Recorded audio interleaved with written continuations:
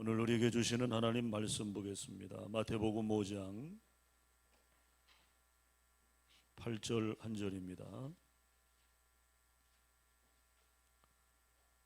신약성경 마태복음 5장 8절입니다. 다 같이 읽겠습니다. 마음이 청결한 자는 복이 있나니 그들이 하나님을 볼 것이며. 아멘.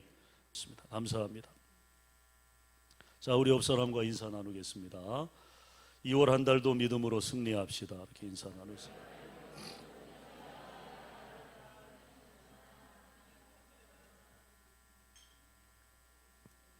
자, 오늘 말씀 제목이 깨끗한 마음입니다.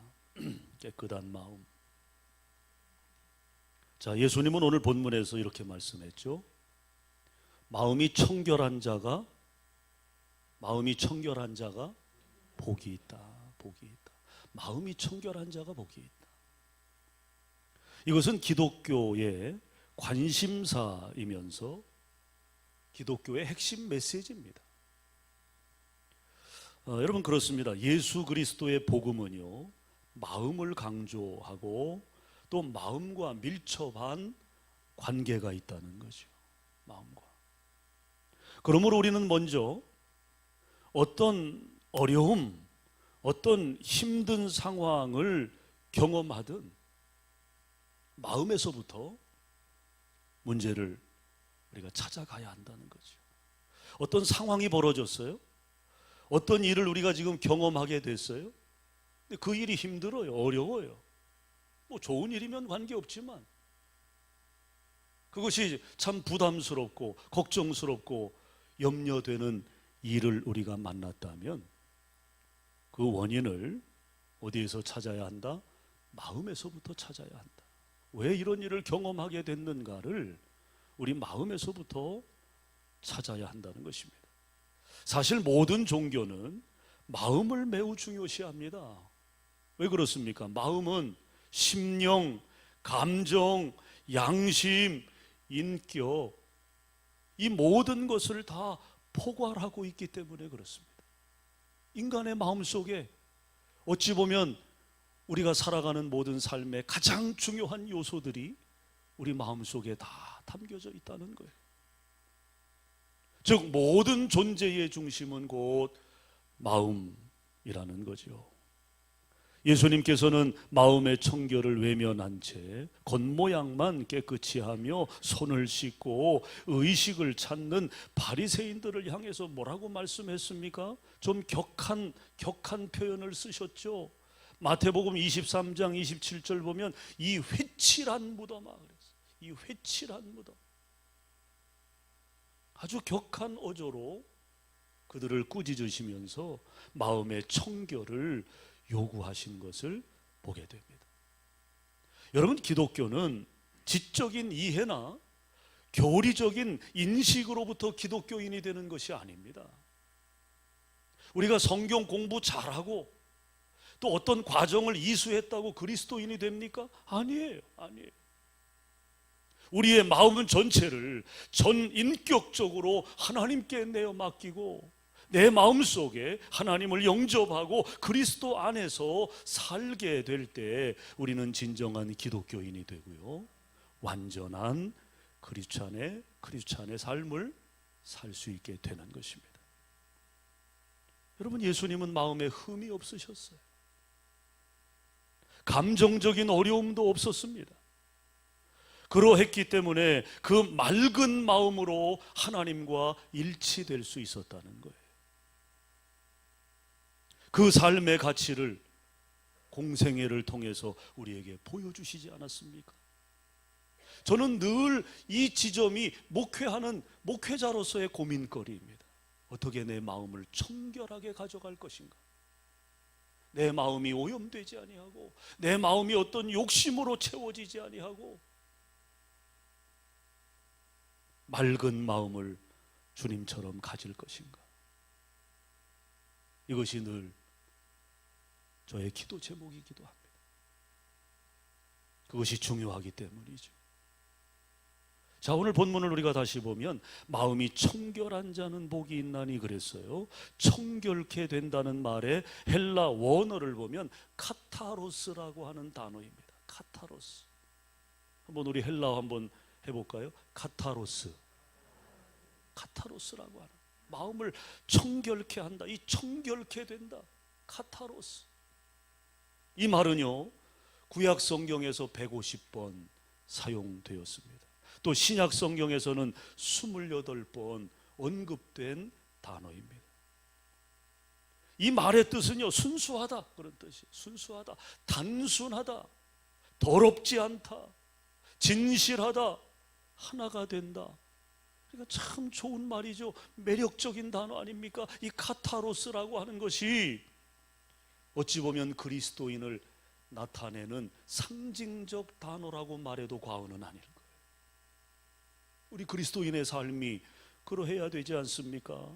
순수해야죠. 순수해야죠. 단순해야죠. 더럽지 않아야죠. 진실해야죠. 언제쯤 아멘 하실라나? 네?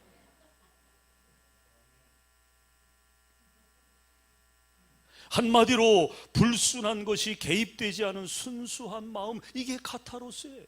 이게 주님이 오늘 본문을 통해서 말씀하신 청결의 의미입니다. 불순물이 섞여서는 안 된다. 이중 두 가지의 생각을 품어서도 안 되는 거예요. 이중 인격을 가져서는 안 되는 거예요. 여러분, 이 말이 현대 심리학에서는요, 정화작용이라는 그런 표현, 그것을 표현하는 말로 카타르시스라고 하는 이 말과 사실은 연결이 되어지는 것을 보게 돼요. 이 정화작용이라는 게 뭡니까?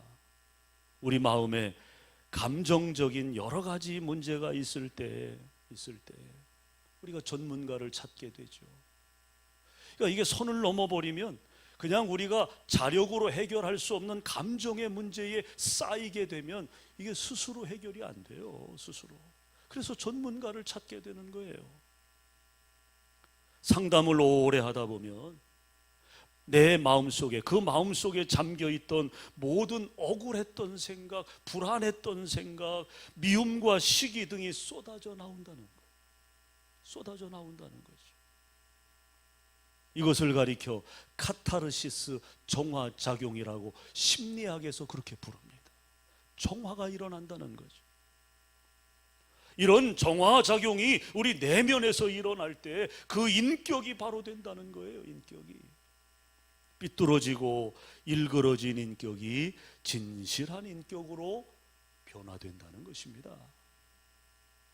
여러분, 과거 로마인들은요, 12월 31일 밤이 되면, 우리는 송구영신 예배 드리지만 이 로마 사람들은 그들이 모아두었던 빈병을 가지고 나와서, 빈병 아니면 뭐 좀 이빨 나간 뭐 그릇 이런 거를 다 모아놨다가 가지고 나와서 그것을 깨뜨린다는 거예요. 깨뜨린다. 유리를 쨍그랑 깨뜨린다는 거죠. 그 순간에 마음에 있는 과거의 모든 실패, 불안의 감정, 여러 가지 탐심 등 이런 마음들이 다 이제 깨져 나간다, 깨져 버린다 하는 그런 의미로 유리병을 던지는 거예요. 유리병. 우리가 뭔가 이렇게 막 마음에 쌓인 것이 있을 때 소리 한번 꽥 지르면 좀 시원해지잖아요. 저만 그런가? 제가 한번 TV를 보는데 그런 게 있더라고요. 그러니까 그 스트레스를 풀기 위해서 이제 폐차장에서 폐차할 자동차 한 대를 이렇게 놔놓고 돈을 얼마 받고 망치를 준다는 거예요. 망치. 그러면 돈 내고 와가지고 그냥 좀 쌓인 거를 스트레스를 푸느라고 망치 가지고 그 차를 때려 부수는 거예요. 유리창도 깨고 백미러도 깨고. 네? 그렇게 하면서 뭐 하는 거예요? 정화하는 거예요. 정화. 자기 속에 쌓여져 있는 것들을 정화하는 거예요. 카타르시스 하는 거죠. 사실 여러분, 현대인들이 얼마나 쌓인 것들이 많아요. 직장 생활하며 쌓이고 인간관계 속에 쌓인 게 많고 또 가정 생활하면서 쌓인 게 많잖아요. 그래서 이 말씀 준비하면서 우리도 저 주차장 뒤에 한켠에, 예? 그런 감정을 쏟아내는 벽 하나 만들어 놓고, 예? 거기에 유리병 이런 거 놔두고 성질 날 때 다른 데다가 성질 부리지 말고 거기 와서 던져서 깨면서 좀 풀 수 있으면. 농담입니다. 농담. 예. 우리는 기도로 풀면 되죠. 기도. 할렐루야. 어쨌든 풀어내야 한다고 말이에요. 풀어내야. 방법적인 선택이 물론 중요하겠지만 우리의 마음에 뭔가 청산할 것은 빨리 청산해 버려야 한다. 빨리. 우리 마음이 깨끗해야만 바른 신앙생활을 할 수 있다는 것은 너무나 당연한 이야기 아닙니까? 만일 여전히 내 안에 탐심이 가득하고 음욕과 시기와 교만과 미움과 혈기, 이런 온갖 거짓과 더러움을 그대로 가지고 신앙생활에 우리가 정진할 수 없잖아요. 그래서 주님은 마음을 정결케 하라고 명하시는 것입니다. 자, 그러면 우리의 마음을 어떻게 하면 정결케 할 수 있는가? 먼저 우리의 마음을 예수님께 모두 고해야 한다는 것입니다. 우리의 마음을 예수님께 토해내는 거예요. 예수님께 다 토해내는 거예요. 회개하는 것입니다. 회개의 기쁨을 경험한 사람들은요, 이 회개가 우리에게 주는 영적인 어떤 시너지를 알고 있습니다. 우리가 막 주님 앞에 우리의 마음의 어떤 그런 근심과 염려들, 잘못들을 다 쏟아내고 나면 그냥 어떤 시원함이 이렇게 밀려와. 시원함. 그렇죠? 예? 오늘 우리가 마음을 청결케 하기 위한 첫 번째는 우리의 마음을 예수님께 다 토해놓는 거예요. 다 쏟아내는 거예요.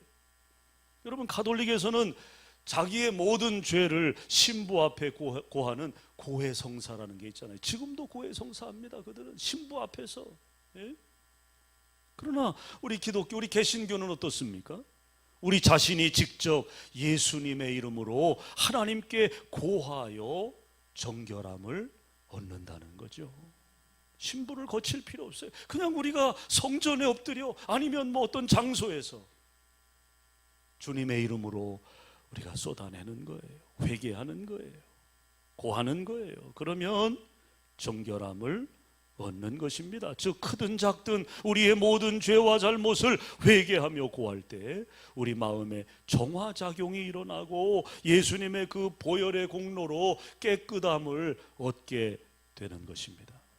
그 다음에 두 번째, 마음을 청결케 하기 위해서는, 따라합시다, 성경 말씀을 잘 깨달아야 한다. 있습니까? 우리가 청결케 되기 위해서는 하나님의 말씀의 깨달음이 있어야 한다는 거예요. 오늘 많은 사람들이 간단하게 교회를 논하거나 또 기독교를 판단하는 것을 볼 수 있습니다. 알지도 못하면서 교회가 어떠느니 저떠느니, 그리스도인들이 어떠느니 저떠느니. 물론 부끄러움도 있죠, 분명. 그러나 제대로 알지 못하고 그저 그냥 비판 아닌 비판을 쏟아내는 이들이 있어요. 참된 진리를 알지도 못하고 성경을 제대로 깊이 알지도 못하고 기독교를 이야기한다는 것은 대단히 비과학적인 태도라는 것입니다. 그러므로 진리를 알아야 한다는 거죠. 진리를. 말씀을 잘 알고 깨닫는 가운데서 우리는 하나님의 뜻을 바로 알고 이해하며 실천적 삶으로 나아가게 되는 것입니다.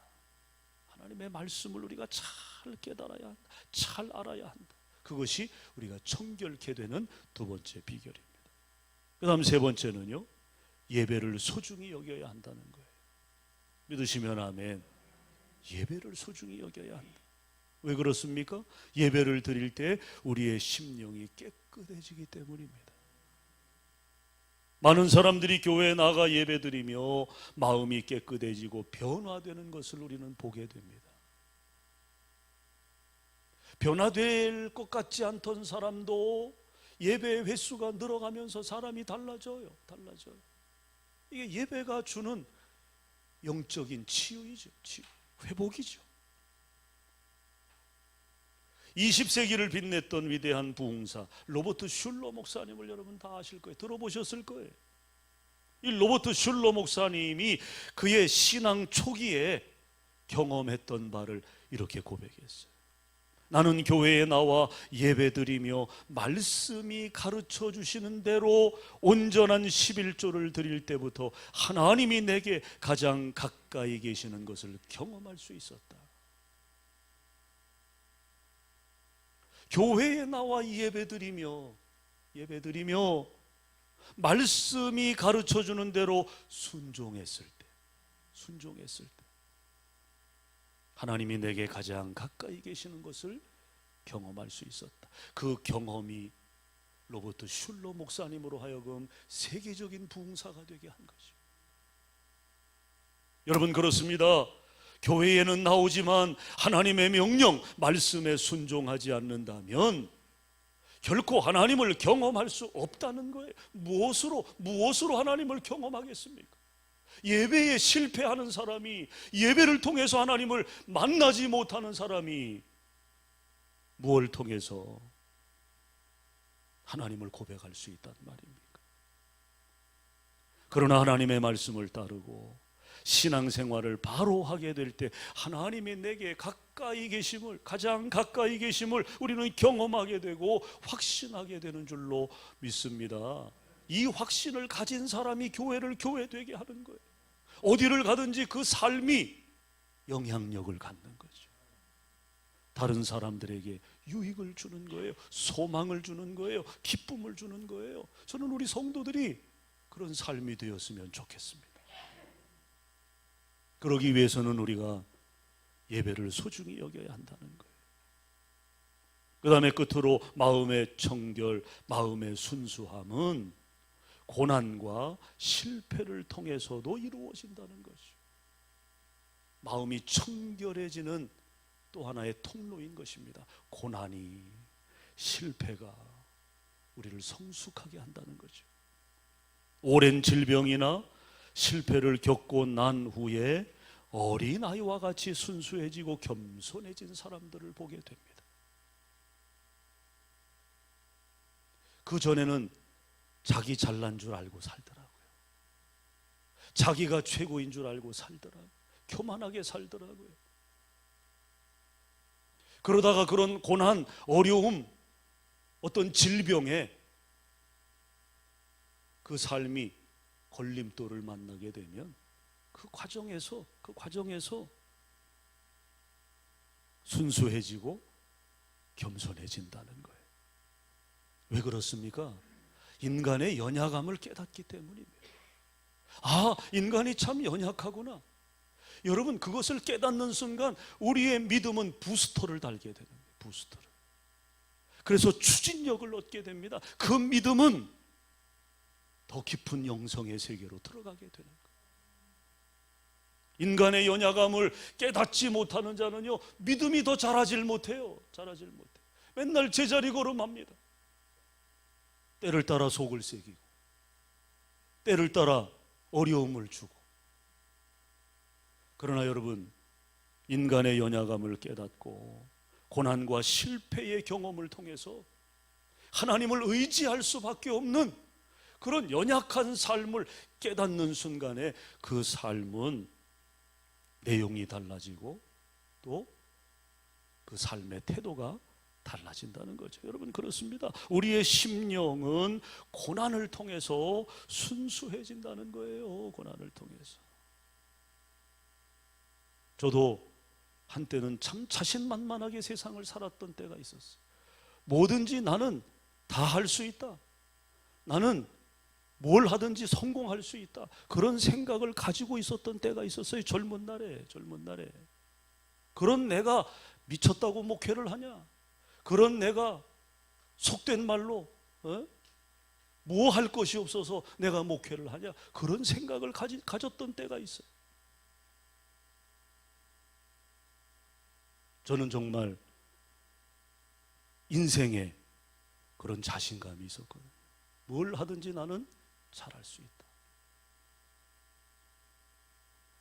그런데 그 과정에서 인간의 연약함을 경험하게 하셨어요. 나를 쳐서 그리스도께 복종케 하도록 하나님이 만들어 주셨어요. 지금도 저는 그 흔적을 가지고 있잖아요. 지금도. 예? 제가 누누이 말씀드리지만 저는 이 절반의 감각이 없어요. 지금도. 여기 만지는 거하고 여기 만지는 거하고 달라요. 느낌이. 여기서 신경이 끊어졌어요. 그러니까 늘 이렇게 제 얼굴을 만지면서도 저는 하나님의 은혜를 고백하게 되는 거죠. 나 같은 인간, 교만했던 인간, 하나님이 쳐서 하나님의 일하도록 내 생각을 꺾으시고 인간의 교만을 꺾으셨던 그 하나님, 그 하나님. 여기 그런 간증 있는 분들이 하나둘입니까? 인생에서 죽을 고비, 위험한 어려운 상황들 다 여러분 그 고난을 우리가 넘어서면서 우리의 믿음은 성장하는 거죠. 더 하나님을 의지하게 되고 하나님 떠나서는 살 수 없다고 하는 그런 고백을 우리가 하게 되는 거 아닙니까? 고난은 그래서 우리에게 유익이 되는 거죠. 여러분, 이처럼 여러 과정을 통해 다듬어진 청결한 마음과 순결한 마음의 가치는, 진가는 무엇입니까? 하나님을 보게 한다는 거예요. 할렐루야. 하나님을 보게 한다. 하나님을. 오늘날 많은 사람들이 하나님 보기를 원합니다. 어쩌면 인류 역사는 하나님을 보기 위한 노력이라고 말할 수도 있을 겁니다. 그러나 하나님을 보는 것은 우리가 하나의 물건을 보는 것처럼 육안으로 볼 수는 없죠. 육안으로. 여러분, 만일 우리가 육안으로 하나님을 볼 수 있다면 내가 여러분들을 보듯이, 여러분들이 저를 보듯이 하나님을 그렇게 우리가 볼 수 있다면 시간과 공간에 제한된 그 하나님은 더 이상 하나님일 수 없는 거예요. 하나님일 수 없는 거예요. 자, 여러분, 우리가 물건은 이렇게 물건은 눈으로 봐요. 이렇게 물건들 다 우리가 눈으로 보죠. 눈으로. 아름다운 음악은 무엇으로? 귀로 듣지요. 귀로. 여러분, 지금 어떤 좋은 오디오에서 좋은 음악이 흘러나온다고 생각해 보세요. 그 아름다운 선율의 음악을 우리가 눈으로 볼 수 있습니까? 눈으로 볼 수 없습니다. 귀로 듣는 거예요. 귀로. 또 음식은 우리가 눈으로 보는 게 아니잖아요. 음식을 귀로 듣습니까? 음식은 어떻게 해야 돼요? 맛을 보는 거죠. 맛을. 우리 입에 넣어 맛을 보는 것입니다. 또 사람이 살아가는 과정에서의 이치라고 하는 것은, 도리라고 하는 것은 우리가 이성을 가지고 생각해야 하는 것처럼 우리가 하나님을 보고 경험하고 느끼기 위해서는 반드시 마음의 눈을 떠야 한다는 거예요. 마음의 눈을 떠야 우리가 하나님을 볼 수 있는 거예요. 여러분, 의사가 환자를 진료합니다. 몸속에 있는 질병을 의사는 보죠.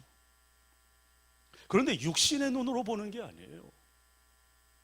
그럼 어떻게 의사가 우리 몸속의 질병을 봅니까? 의학적인 지식을 가지고 보는 거예요. 실험을 하죠. 그 실험적 데이터를 가지고 봅니다. 나타나는 현상들, 그것을 통해서 몸속의 병을 의사들은 보는 거예요. 만져보기도 하고. 그래서 어디 뼈에 어디 아픈 부위가 있어서 가면 의사가 이렇게 만져보잖아요. 눌러보기도 하고. 그것도 안 되면 뭘 찍어요? 엑스레이를 찍고 CT를 찍고 MRI를 찍죠. 이런 첨단 의료 장비를 통해 사진을 찍어 부위를 확인하고 진단합니다. 이와 같이 의사가 경험과 지식에 의해서 병을 보는 것처럼 우리도 저와 여러분도 영적인 경험을 통해서 하나님을 바로 볼 수 있게 되는 것입니다. 이 경험이 우리 안에 있어야 한다는 거예요. 그리스도인들 안에 이 경험이 있어야 한다는 거죠. 하나님을 보기 위해서. 이런 경험이 없는 병을 진단할 수 있는 경험이 없는 의사가 만약에 의사라고 하면, 의사 행세를 한다면 큰일 나는 거죠. 큰일 나는 거죠. 우리가 종종 듣게 되는 말이 있죠. 하나님을 좀 보여달라. 우리가 전도하다 보면 그런 사람들, 아주 맹랑한 사람들이 있어요. 하나님을 보여달라. 그러면 내가 믿겠다. 여러분, 이 말은 지극히 비합리적이고요, 이치에 닿지 않는 말입니다. 그러므로 시편에도 기록되어 있는 것처럼 하나님을 보여달라고 하는 말은 가장 어리석은 말 중에 하나라는 것입니다. 여러분, 지금 우리가 예배드리는 이 공간 안에 아무것도 보이지 않지만 실상은 많은 전파가 들어와 있어요. 전파가 이 안에, 이 공간 안에 들어와 있어요. 육안으로 보이지 않죠. 하지만 라디오를 가지고 사이클을 맞추게 되면 어떻게 돼요? 뉴스도 나오고, 예? 음악도 나오고. 사이클을 맞추게 되면 그 전파를 수신해서 소리로 바꿔준다는 거죠. 어떤 방송도 볼 수 있는 것입니다. 들을 수 있는 것입니다. 문제는 내가 레시버가 있으며 사이클을 맞추었느냐는 거죠. 그러므로 보이지 않기 때문에 없다는 말은 성립되지 않는 거예요. 성립되지 않는 거예요. 이와 같이 우리의 마음이 깨끗해져서 하나님과 영적 주파수를 맞추면 하나님의 말씀을 들을 수 있고 또 하나님을 볼 수가 있습니다. 이것이 바로 신앙세계다. 신앙세계. 이것이 신앙세계. 어떤 사람이 하나님을 보느냐? 우리들의 마음의 감정과 모든 거추장스러운 불순한 생각, 탐심, 정욕, 시기와 미움 등 이러한 악한 것들이 제거되어 우리의 양심이 깨끗하게 될 때 우리는 마치 맑은 유리로 밖을 내다보는 것처럼 하나님의 존재를 체험하며 하나님과 더불어 승리하는 삶을 살아갈 수 있게 되는 줄로 믿습니다. 오늘 하나님이 주신 이 성전에 드나드는 저와 여러분은 하나님이 살아서 역사하시는 것을 봐야 합니다. 봐야 합니다.